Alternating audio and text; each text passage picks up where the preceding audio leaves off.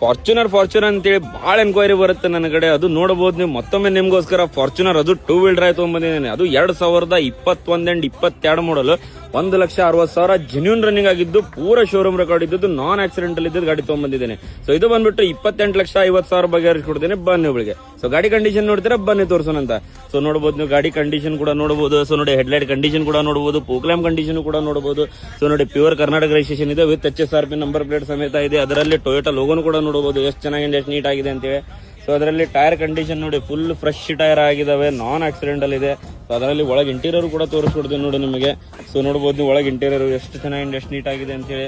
So air bag condition ಕೂಡ ನೋಡಬಹುದು ನೀವು. ಸೊ ನೋಡಿ, ಮ್ಯಾನ್ಯುವಲ್ ಟ್ರಾನ್ಸ್ಫಾರ್ಮೇಶನ್ ಬರುತ್ತೆ, ಸೆಕೆಂಡ್ ಓನರ್ ವೆಹಿಕಲ್ ಆಗಿರುತ್ತೆ.